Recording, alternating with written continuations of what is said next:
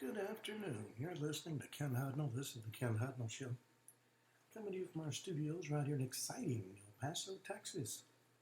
Gateway to the Old West and the most haunted city in the country.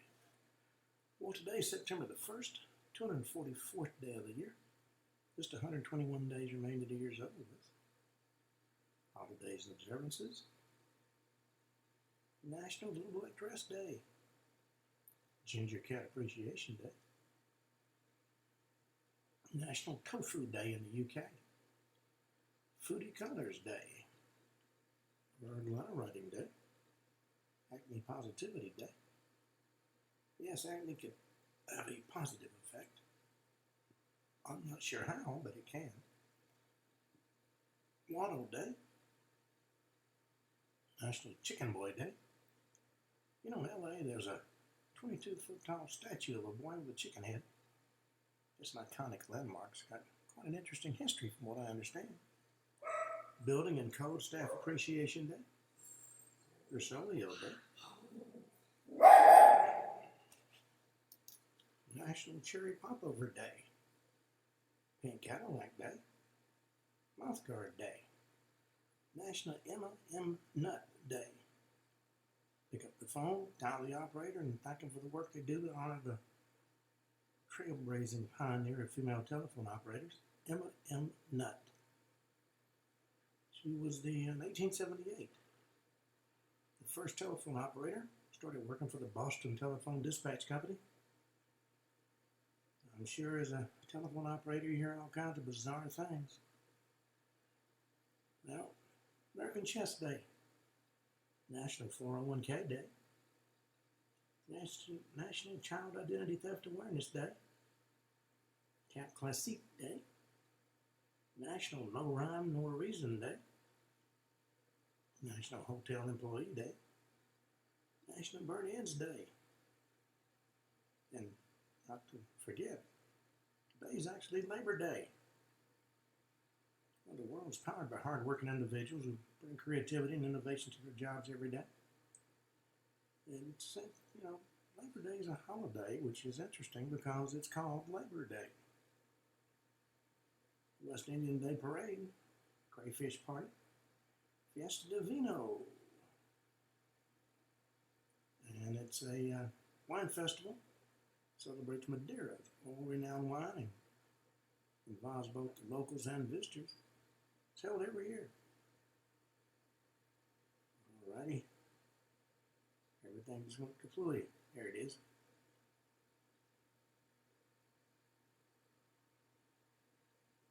National Childhood Injury Prevention Week. Red Valley Legacy Week.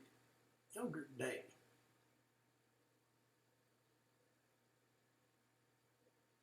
Literacy and Numeracy Week. Avasard. Zero Waste Week. Famous people wanted to state Zendaya, Phil McGraw, Dr. Phil, and Chanel West Coast. Well, all that having been said, let's see what exciting stories we have in the news. Well, Rudy Giuliani was seriously injured in a car wreck yesterday. It was in a New Hampshire car crash after aiding a domestic violence victim. He's 81 years old, former New York City mayor. He was seriously injured in the car crash. He was flagged down by a woman fleeing a domestic violence incident, helped the woman and called 911 and remained on the scene till the police arrived. But later, while traveling on a highway, his rental vehicle was hit from behind at high speed. Don't know if it has something to do with the domestic violence situation or not. Well, Chicago, this weekend saw 5 killed and 35 wounded. President Trump is talking about having the guard intervene. And the mayor said, not in my town, you don't. We'll see who wins that standoff. Well, Democratic State Representative in Tennessee condemned the customary expression of thoughts and prayers after a mass shooting, called it theological malpractice, likened America's relationship with gun manufacturers to idolatry. Well, you know, some people just need to keep their thoughts to themselves. Well, archaeologists have found a 1,600-year-old church containing a mural of Jesus in the Egyptian desert settlement. The Egyptian Ministry of Tourism and Antiquities announced the discovery in a press release late July. Churches were found in Karga Oasis, an ancient settlement roughly 350 miles southwest of Cairo.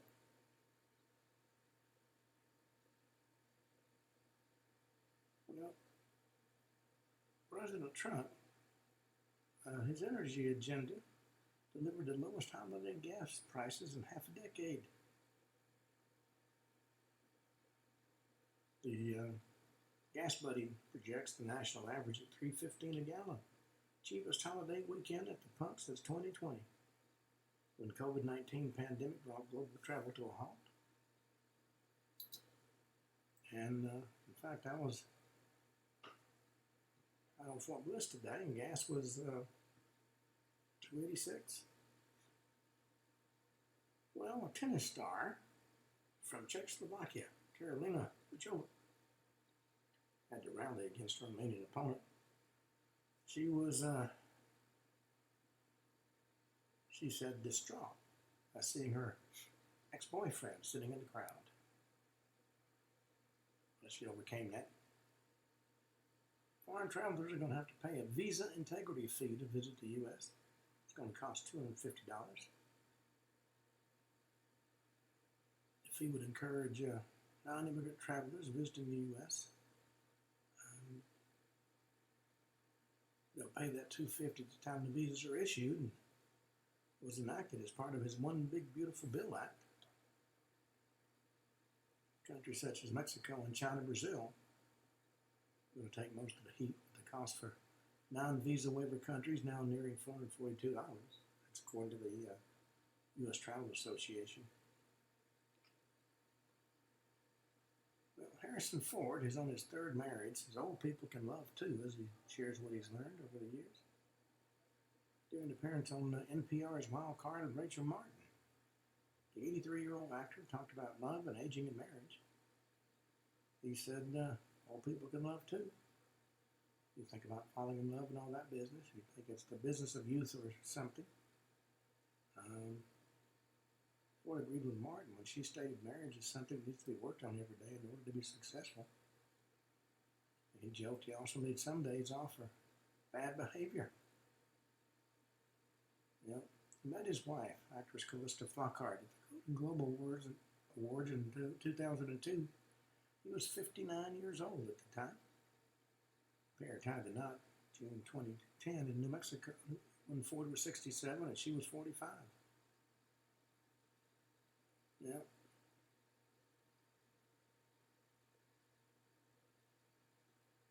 ESPN has warned that Alabama fans need to be prepared for the end of Crimson Tide dominance.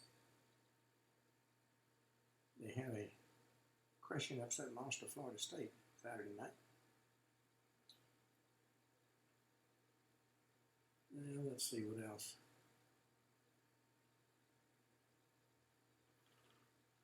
Attorney General Bondi just came to an agreement with the state of Kentucky, scrapping a nonsensical illegal immigrant tuition policy. Illegal immigrants got to pay in-state tuition, which upset a lot of people.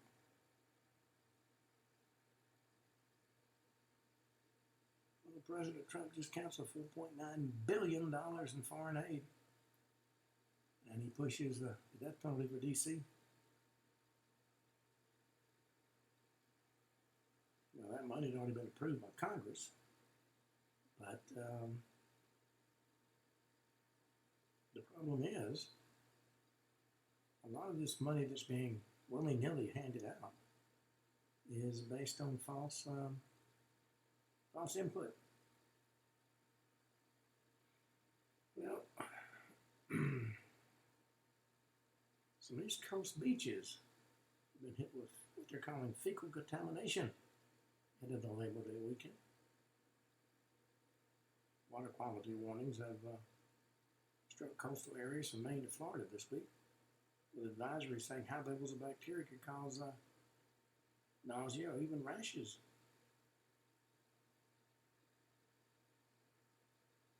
Yeah.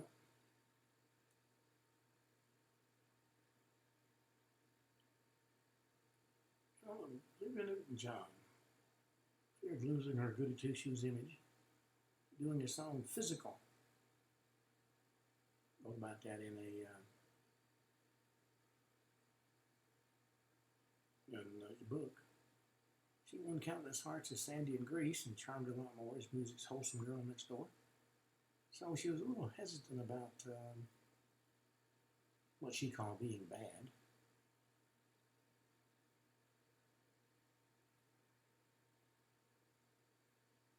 Well, Walmart has got some sales going on, and so does Dillard's for that matter. Mando Bloom lost over 50 pounds for a new movie, and according to all accounts, it made him into a horrible person. He lost about a third of his body weight for the role in his upcoming movie, The Cut. And that kind of weight loss can, in fact, have some serious repercussions. Well, Happy Days star Henry Winkler, the Fonz, insists that one thing hasn't changed after decades in Hollywood. He's been working in Hollywood for 5 decades. There's one thing stardom hadn't touched, and that's his grounded perspective on life. He's earned fame and awards and the admiration of generations, but he opened up about what still matters most to him. He's 79 years old, and he said fame hadn't changed the way he views the world, the way he views his family and his puppies, the way he views the human beings he meets all over the world. He was at the 27th Television Academy Hall of Fame event in Los Angeles. Joined an exclusive group that included actors Viola Davis and director Ryan Murphy.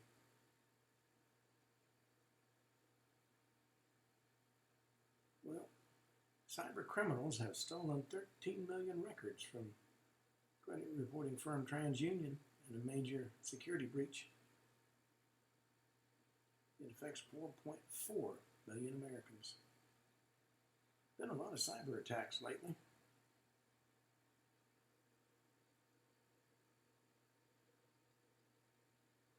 Well, a New York Times reporter said the closest Zoran Mamdani gets to socialism is his belief in treating people more equitably. Yes, everything he says is the gospel,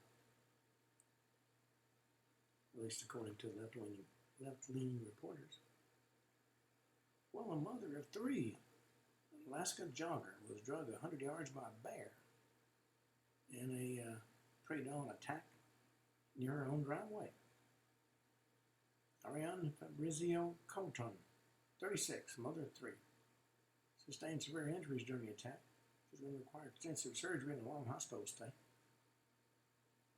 That happened over the weekend. She made it about 50 yards from her house. The bear came out of another property. Looked like it attacked her and drug her about 100 yards down the road onto this other guy's property. One of her neighbors heard the bear.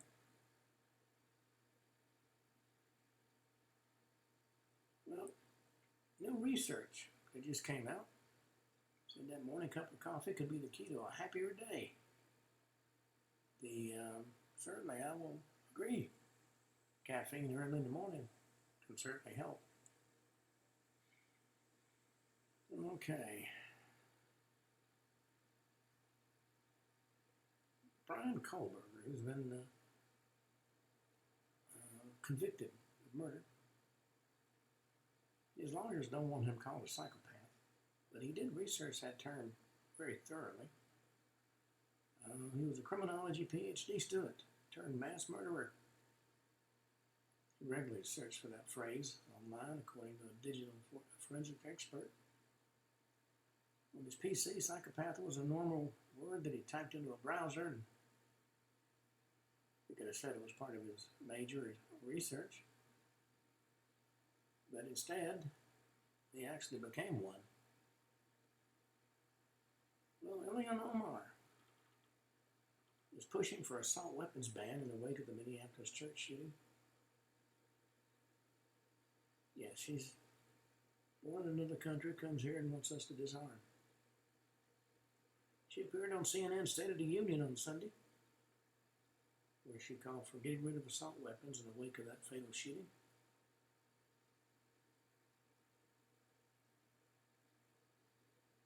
Well, the problem is, if somebody wants a gun, they're going to get one. It's not all that difficult. Also, over the weekend, Diane Cannon was denied White House entry. Turns out she lied about her age on her passport documents. She's Cary Grant's ex-wife. For her, age is more than just a number. She's 88. Attempted to go inside the White House this week, but as she and her friends documented in a video shared on social media, the Secret Service refused to let her enter because of an age discrepancy on her passport.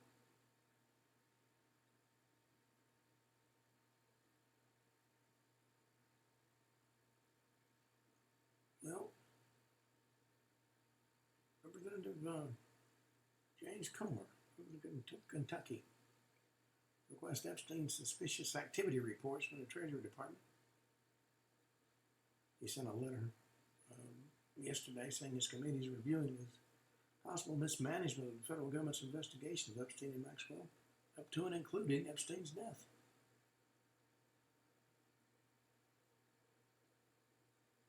Well, elite Americans can shell out for Botox and other on-demand personal care services. It's a new trend. It's emerged in regard to self-care, for those that can afford it, of course. Botox has people ordering Botox injectables and other personal care services and treatments directly to their locations aboard yachts or private boats. The New York-based Dr. Alexander Goldberg specializes in functional and aesthetic medicine, told Fox that the Botox is part of a larger concierge aesthetic trend. It's luxury care that meets patients wherever they are. Somebody's planning a boat day with friends and can also fit in their Botox treatment at the same time.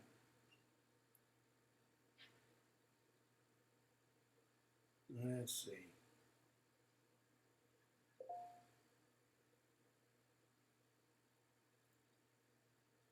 In Florida, over the weekend, doorbell camera picked up gunman opening fire on a Florida home.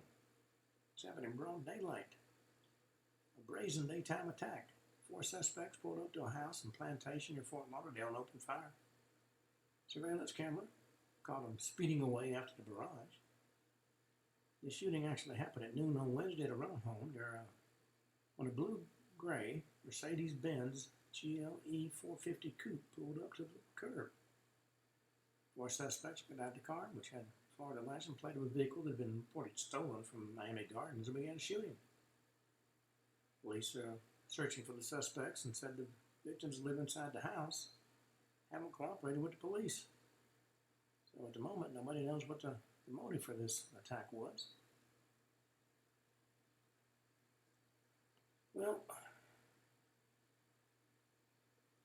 not everybody accepts what's offered.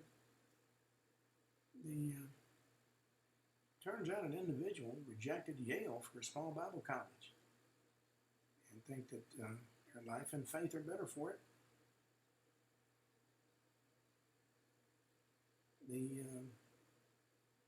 I got an acceptance to Yale years ago to go to their, Harvard, to go to their law school. My then wife did not want to leave the South, so I said thank you kindly, but no thank you.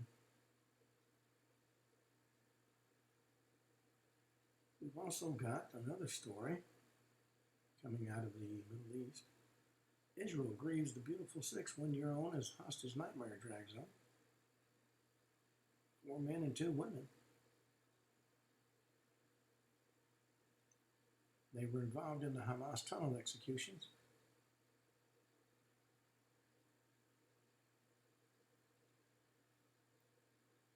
All right, let's see, is there anything else?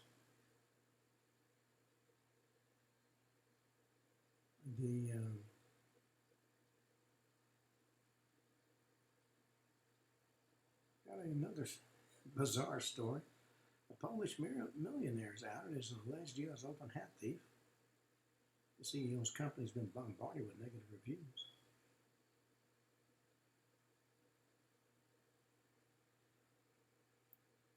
And the strangest things can ignite the internet.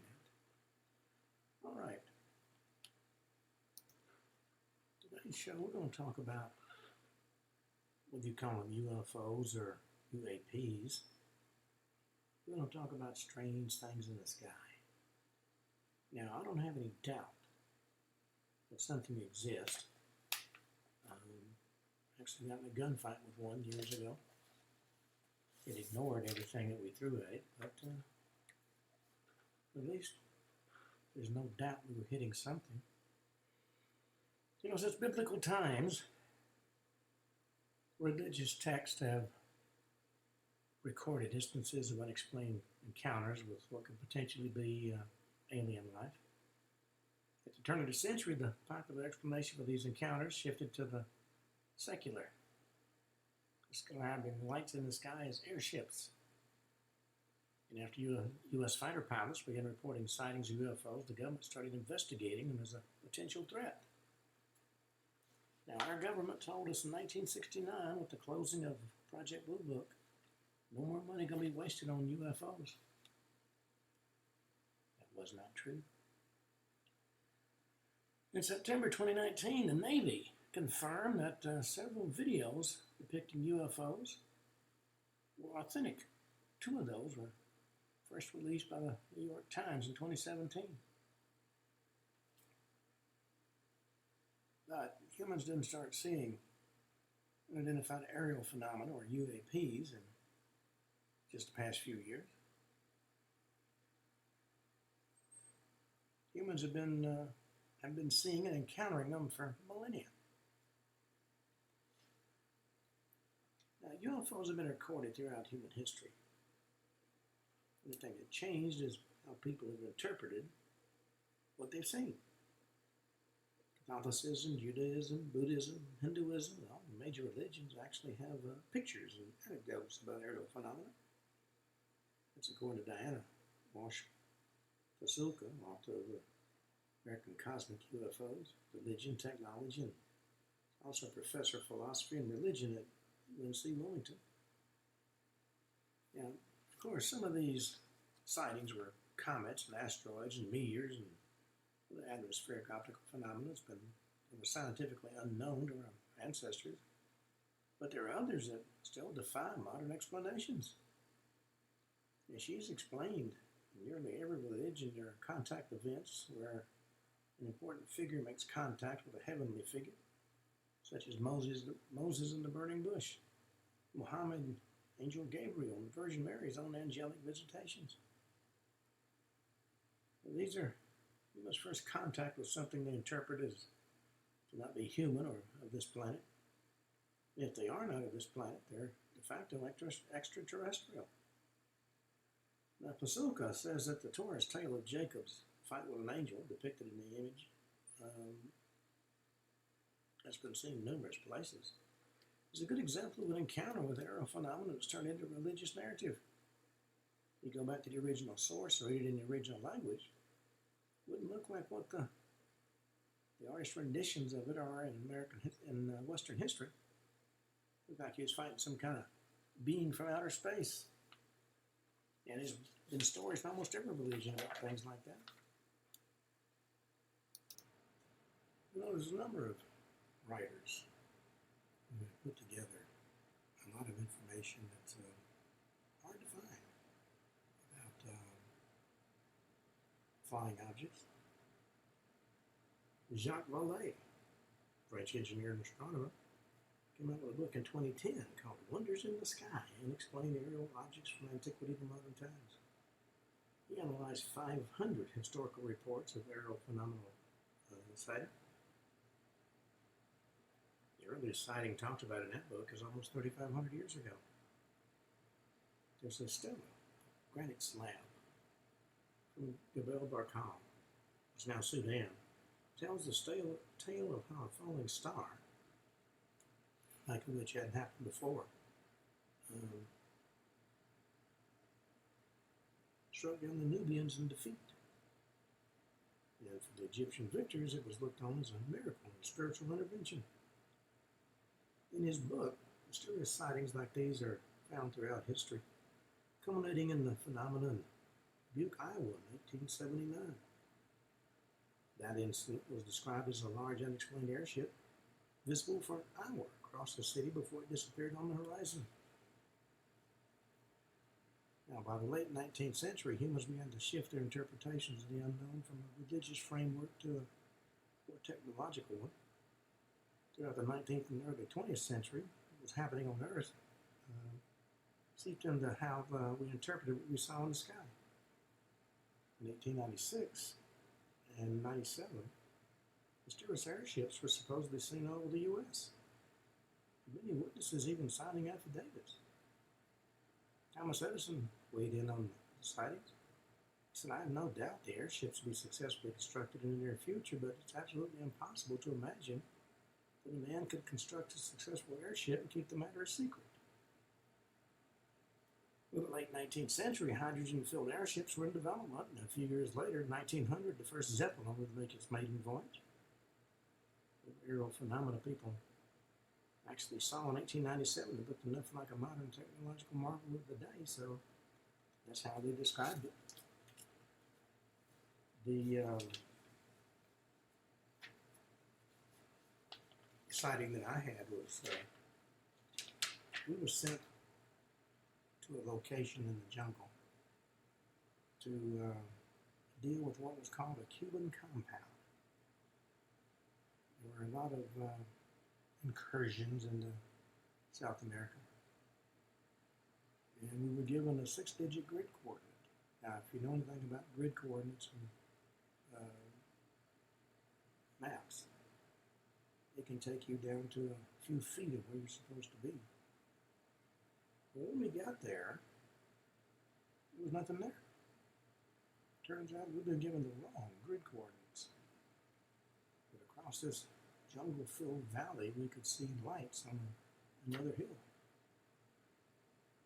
So, we went there and attacked what we thought was going to be a primitive compound. Well, as we got to the crest of the hill, the compound flew off, which I thought was kind of odd because I didn't know Cubans were flying UFOs. So I called in and reported we were starting back. And I was asked had we eradicated the compound, and I said, well, it's not there. After a few minutes, the colonel got on the air, clarifying my last statement. I said, well, it's gone. It's not there. There's nothing on the hill. So when I got back, he called me and he said, have you been drinking? I said, nope. He said, what happened? Well, I told him as we came up and literally attacked what was on the hill. And I had 40 soldiers under my command. And we shot everything we had at it. Over 2,500 rounds of ammunition. And it kind of ignored us. Luckily, it didn't shoot back. And so he calls somebody. Now, the colonel was a big bluff man.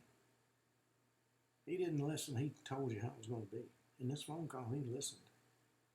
Hung up, looked at me, and he said, okay, you can go. And I said, what do you mean I can go? He said, officially nothing happened. He said, how about the 2,500 rounds of ammunition we expended? He said, oh, that was an inventory error. Don't worry about it. And that pretty much ended it. Now, in theory, alien invasion sounds entertaining. Orson Welles adapted H.G. Wells' 1898 novel, War of the Worlds, into a dramatic series of news breaks for the 1938 Halloween episode of the radio drama Mercury Theater on the Air. But the adaptation was a little too well done. It caused major panic. People started believing Martians were invading the Earth. Folks were driving around the countryside, armed to the teeth, shooting at anything that looked like it might be an alien. Now, alien encounters have always been science fiction staple. This particular broadcast brought a new awareness about it to the larger public. And the ensuing media frenzy, combined with newspaper reports of UFO sightings in the 40s, meant that extraterrestrials soon also invaded the large and small screens. 1950 saw a slew of B-movie releases, including films such as The Day the Earth Stood Still in 1951, Planet 9 from Outer Space, 1959. Steven Spielberg grew up watching those films. He created the 1977 Close Encounters of the Third Kind. And also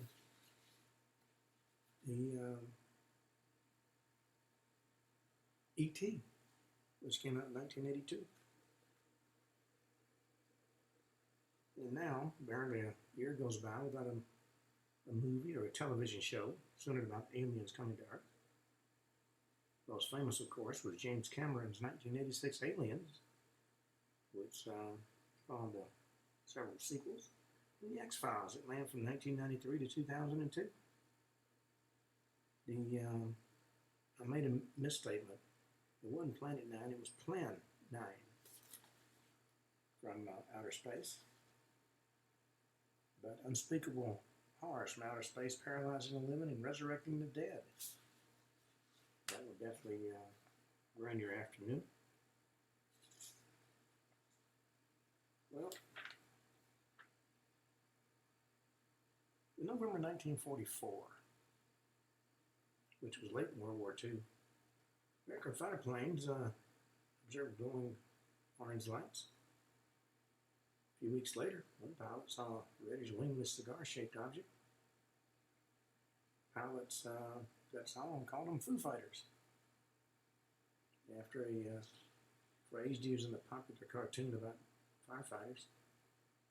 And then, of course, the media picked it up and theories ran rampant.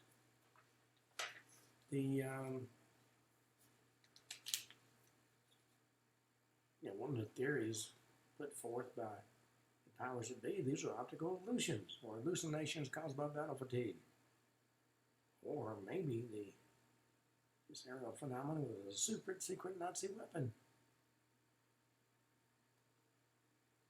And that theory is what captured the public's attention. After all, the pilots had been flying in Axis territory, and plenty of rumors swirled about the Germans' taste for outlandish science projects. There was even discussion about a Nazi lunar base. In the end, the 1953 panel concluded that the Foo Fighters were likely electrostatic or electromagnetic phenomena. Well, on June 24th, 1947, all that changed. While searching for a Marine Corps C-46 transport plane, pilot Kenneth Arnold deserted from his original flight path to help search the southwest slope of Mount Rainier in Washington State. And during his search, he saw 9 peculiar-looking and possibly completely round objects flying in a formation that reminded him of migrating geese. He later estimated the objects were flying in excess of 1,000 miles an hour. They reported the sighting, assuming they were a new type of jet or experimental military aircraft. Army Air Corps said what he saw was a mirage or a hallucination. Within days, others came out in support of Arnold, saying they'd also seen similar aerial phenomena. Arnold, perturbed that the military dismissed his account, began to do interviews with local press. What he described to reporter Bill Bequette of the East Oregonian newspaper that he said what he saw looked saucer-like. Bequette used the word flying saucer in his article. That's the first time the term appeared. A few years later, the acronym UFO was coined by the Air Force, prominently used in the 1953 Robertson panel, the same panel that dismissed the Foo Fighters.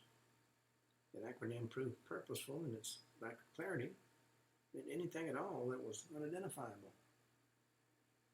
The U.S. military and the general public assumed that what Arnold and others had seen came from the Soviets. Of course, the Cold War was beginning. The atomic bomb tests and secret military exercises, arms buildup are all possibilities.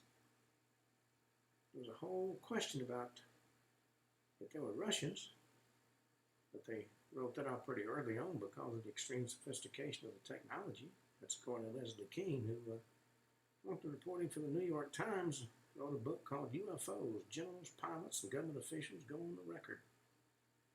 It was unimaginable the Russians could have something like that. But at the same time that all this was going on, you had a band pop up in about 2010, I think it was. And the band was founded by Dave Grohl. And in an interview he did, he said by the time he recorded the first Foo Fighters tape that went on to become the first record, he was reading a lot of books on UFOs. Not only is it a fascinating topic, but there's a treasure trove of band names in those UFO books. And since he recorded the first record by himself, playing all the instruments, he wanted people to think it was a group. He figured Foo Fighters might lead people to believe it was more than just one guy. From such very basic happenings, an entire industry was born.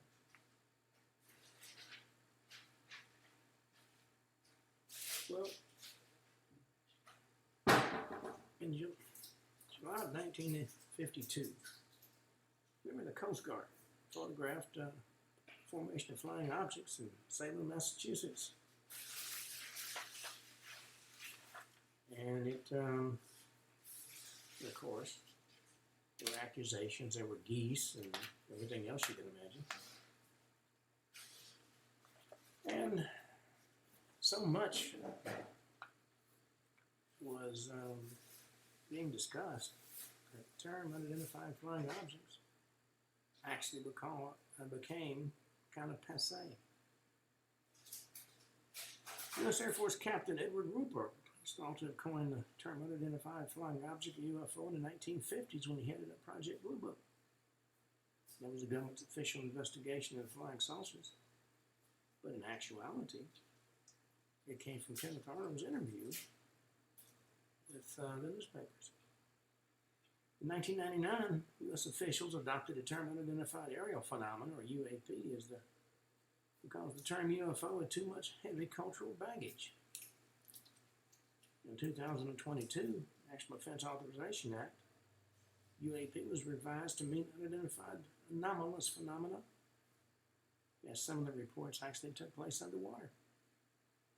And although UAP is now currently the preferred term,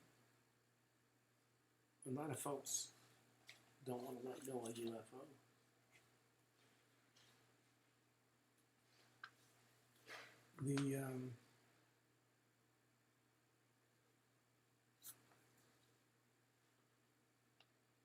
For more than 6 decades, the federal authorities have continued to use UFO interchangeably with UAP. Through every sighting, an incident, report, unexplained occurrence, from Roswell to Area 51 to 2006's O'Hare sighting, the U.S. government and the military have debunked or just remained silent about any of the sightings. By refusing to comment, the government doesn't have to explain or deny the sightings. made December 16, 2017 New York Times article so shocking was that it had on record several credible sources saying the government had looked into UFOs recently. That much could probably be assumed based on the military's actions in the 40s and 50s. What was eye-opening was that they potentially discovered and found since that time. The $22 million Advanced Aerospace Threat Identification Program officially ran for about 5 years, from 2007 to 2012. Now, the Pentagon has acknowledged that. But Luis Elizondo, who headed the program until his 2017 resignation, told the Times that the program actually continued far beyond 2012. In that time, he said the program had investigated a number of UAPs, including the ones that the U.S. Navy confirmed were authentic. The program also studied physical effects on humans from encounters with the objects, the advanced technology that could, in theory, do whatever it was they were observing, and the possible threat it posed to national security. But what might be considered the most jaw-dropping detail is that the program recovered materials from some UAPs, detail that congressional hearings in 2023 seem to confirm. Now, King believed that there's a lot going on behind the scenes. She thinks research is being done on these recovered materials to understand what they are. She also suggests the U.S. may not be the only country in possession of these materials, that there's a secretive global race associated with them. It's a very competitive race. Whoever understands that technology first has a real advantage. And there's an undercurrent of competition among Russia, China, and the U.S. over what can be found from these UAPs. Now, a number of sources have said the physics of how these objects move has already theoretically been cracked. What they figured out is very futuristic. It would be a very difficult thing to replicate, but they do know how it was done.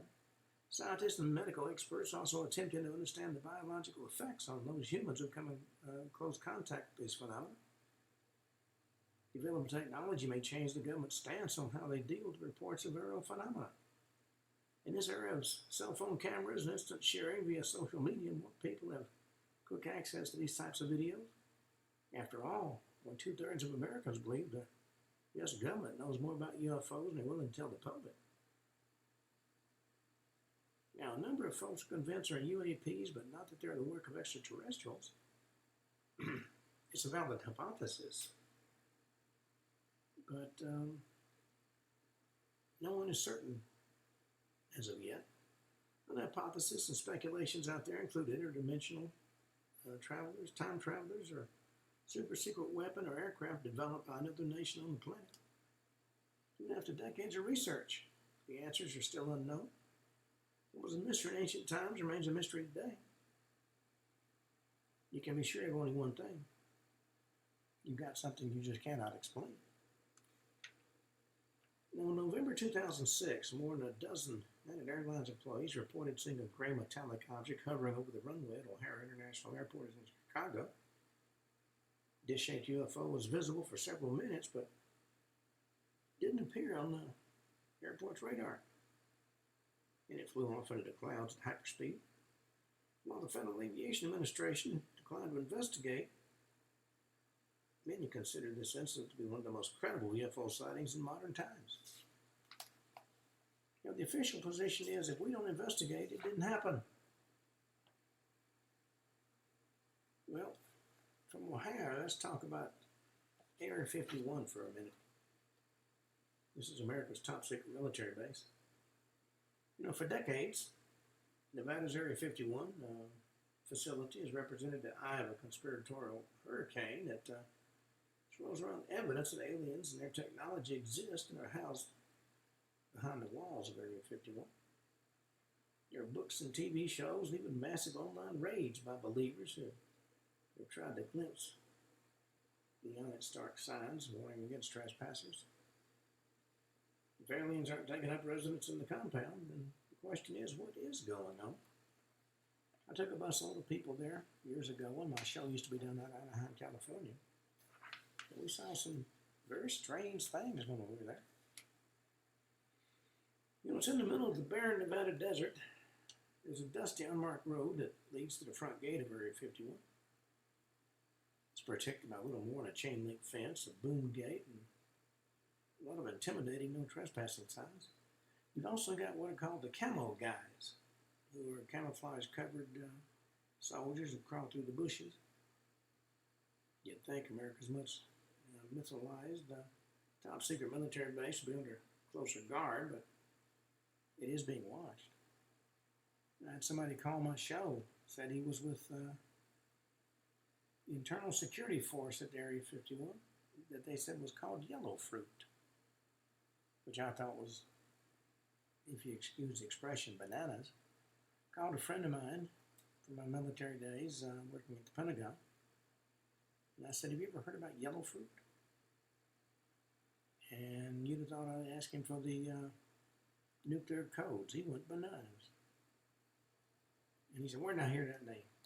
And I told him. And he said, I wasn't to talk about it again. Well, behind the gate, there are cameras that watch every angle. Locals say the base knows every desert tortoise and jackrabbit that jumps the fence. Others claim there are embedded sensors in the approaching road. And what exactly goes on at Area 51 has led to decades of wild speculation. There are conspiracies that galactic alien visitors are tucked away inside somewhere. Some even believe the U.S. government filmed the 1969 moon landing in one of the base's hangars. And for all the myths and legend, what's true about Area 51 is it is a very real base, and it's still very active. There may not be aliens or a moon landing movie set beyond the fences, but something is going on. Only a select few are privy to what's found there. You know, one of the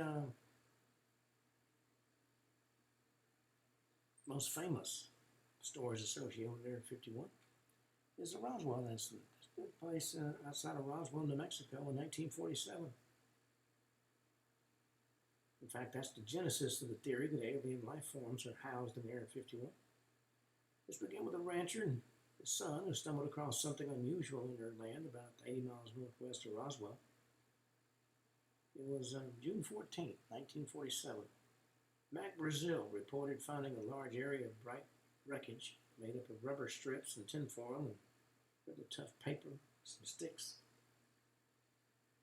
He went to see the county sheriff, and the county sheriff called Roswell Army Airfield. At that point in time, the Air Force was not a separate entity. That happened later. Unable to explain the debris, Brazil picked up some of it and took it to the sheriff, who called the commander to nearby Roswell Army Airfield. Colonel Blanchard, the commander, sent an intelligence officer in the base, Major Jesse Marcel, to investigate the site where Brazil found the material. He then made a statement to the local paper that ran into the headline, Roswell Army Airfield captures flying saucer on a ranch in Roswell. Walter Hout was the public affairs officer. He actually issued the statement. As the country was in the midst of a wave of UFO sightings, this story was picked up by newspapers around the country, in fact, around the world. While the Army issued a statement shortly after claiming the debris was the remains of a weather balloon, some of the public felt the story was a cover-up, which was true to a certain extent. The government, they said, was hiding something called Project Mogul, a classified program run out of Los Alamos National Laboratory in New Mexico that launched high-altitude balloons into the ionosphere to detect Russian nuclear tests. One of those giant balloons ran off course and crashed on Brazil's property. But because the program was top secret, the government issued a fake explanation that didn't convince almost anybody. Over the years, the Roswell story grew to include the recovery of extraterrestrial beings, in part due to extrapolations on interviews Marcel gave in the late 70s. The Air Force issued an official report explaining Project Mogul and the Roswell debris in the mid-1990s, but There's still conspiracy theories today. In fact, for 10 years I spoke at Roswell. Talked about a lot of strange off-the-wall things.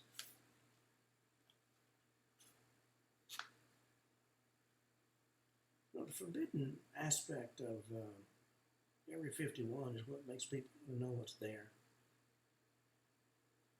There's a lot of mystery associated with it. Now, the beginning of Area 51 is directly related to the development of the U-2 reconnaissance aircraft. After World War II, the Soviet Union closed the Iron Curtain around itself and the rest of the Eastern Bloc, creating a near blackout of intelligence to the rest of the world.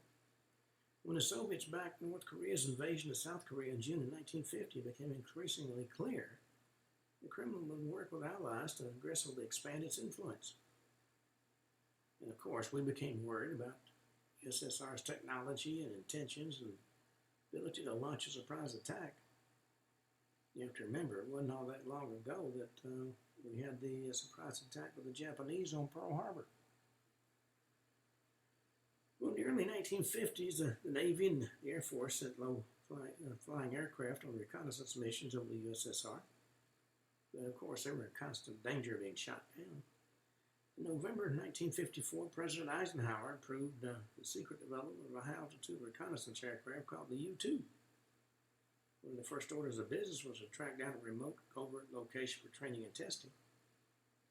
And according to the theory put forward by a lot of folks, they found it in the southern Nevada desert near a small flat known as Groom Lake, which had once been a World War II aerial gunnery range for Army Air Corps pilots. Known by its map designation as Area 51, this middle-of-nowhere site became a new top-secret military base. To convince workers to come, they gave it a more enticing name, Paradise Ranch. And let me tell you, having spent a good bit of time in and around that area, it was anything but paradise. Now, U-2 testing began in July 1955. The reports immediately came flooding in about UFO sightings. There's a 1992 CIA report that was declassified with redactions in 1998 and released nearly in full in 2013 that discussed it in detail. Many of the sightings were observed by commercial airline pilots who had never seen an aircraft fly at such high altitudes as a U-2. Whereas today's airliners can soar as high as 45,000 feet in the mid-1950s, airlines flew at altitudes between 10 and 20,000 feet. No military aircraft could get to 40,000 feet, and some believe manned flight couldn't go any higher than that. U-2 flying at altitudes in excess of 60,000 feet would look completely alien. Naturally, Air Force officials knew the majority of these unexplained sightings were U-2 tests, but they weren't allowed to reveal these details to the public. So, natural phenomena or high-altitude weather research became the default explanations for UFO sightings, including in 1960 when Gary Powers' U-2 was shot down over Russia. What's interesting about the 2013 report is it confirms Area 51's existence. While the 1998 version does have significant redactions when referencing the name and location of the U-2 test site, the unredacted 2013 version reveals a lot more, including multiple references to Area 51, Groom Lake, and even a map of the area. Well, U-2 operations came to a halt in the late 1950s. But other top-secret military aircraft continued testing at Area 51. Over the years, the A-12 and numerous stealth aircraft like Bird of Prey and the F-117A and Tacit Blue have all been developed and tested in the Nevada desert. More declassified documents reveal Area 51's role in Project Havdona, the 1970s attempt to study covertly obtained Soviet MiGs. They flew him over Area 51 and pitted their own fighters against him to develop tactics. And in fact, that's still going on today.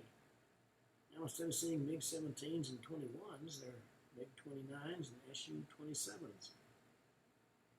In September 2017, an Air Force lieutenant colonel was killed under mysterious circumstances when a plane crashed in Nevada, and the Pentagon would immediately ID the aircraft. It appears he was most likely flying a foreign jet surreptitiously obtained by the United States.